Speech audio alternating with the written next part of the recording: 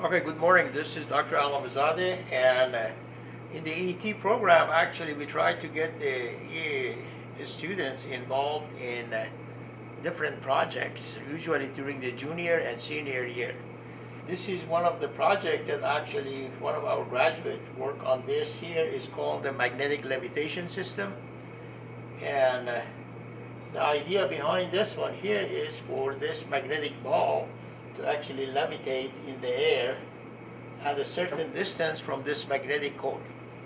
It involves a lot of planning and also design, and the person who actually worked on this project, he is working in Sandia Lab now. He has been working there for a while, and this is basically a circuit that he put together, and this was one of the projects actually. Then we have other projects that actually I'll talk about that later. Okay.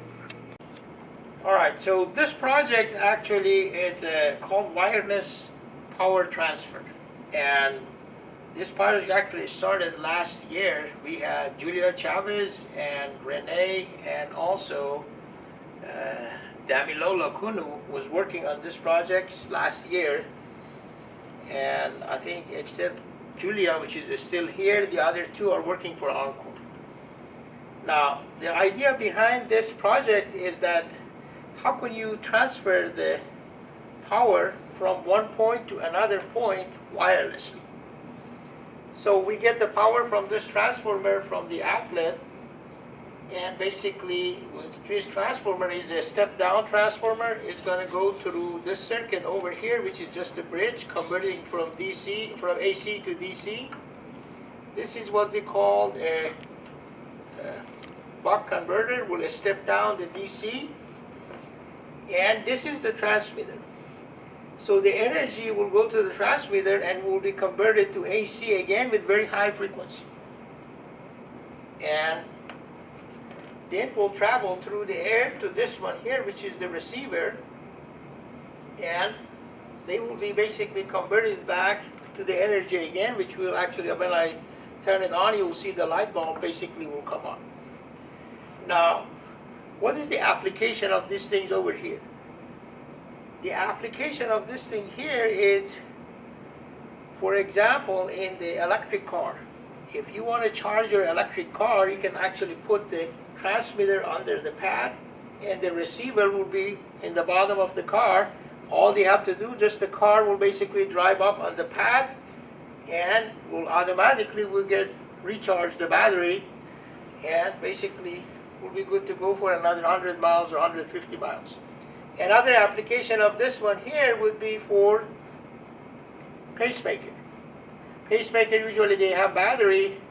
We don't want to do an operation and take it out and change the battery. You can actually have a rechargeable battery there, and you can actually charge it through a coil on the patient's basically body.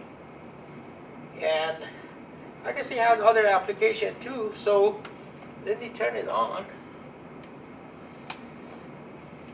So again, the energy basically is going from the wall, the outlet, to this transformer, step down. This is the bridge. We'll convert it to DC, convert it back to AC with a very high frequency. Will travel through the air, and this is the energy back there again. So there is no connection between these two. And if I move this here, you see that the power that we receive is a function of the distance between these two coils.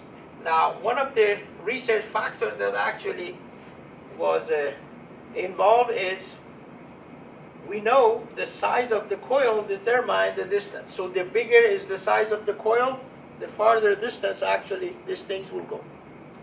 And this semester actually this project worked on by Carson and David Maldonado, and Carson is going to do a presentation for you how basically this thing works. Go ahead. Hi everyone, I'm Carson Fraze and I'm a senior in the EET program, and this is just a bit of a dressed up version of the wireless power transfer project, where the receiving end of the circuit is inside this box that's connected to a 12 volt DC light bulb, and the transmitter end of the circuit is housed in the dresser. And I'll show you how that works now.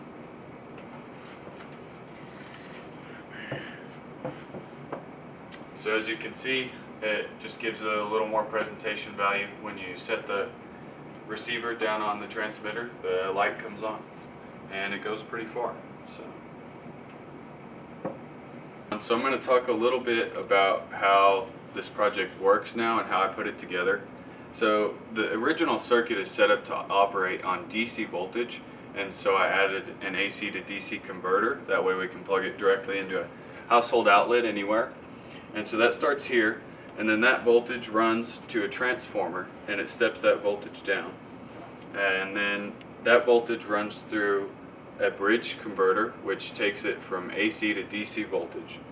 And then the DC voltage goes through a buck converter, and that buck converter helps us to regulate the voltage more so that way we can give the right amount to the circuit, that way we don't burn up our light bulb.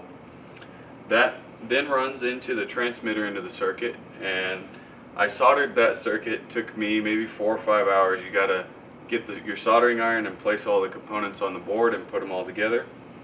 And that transmitter converts the voltage back to AC with MOSFETs that operate at a very high frequency.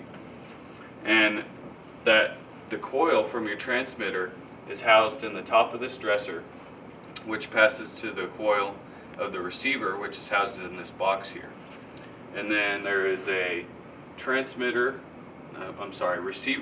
in this end of the circuit, and that receives the power, makes it come up through the light bulb. And so all of these components I believe we already had in the lab. The ET lab here has a lot of stuff that you can use for projects, and Dr. Allamehzadeh helps you every step of the way, helps you understand how the circuit's working and make sure you don't get electrocuted also. So thank you for watching.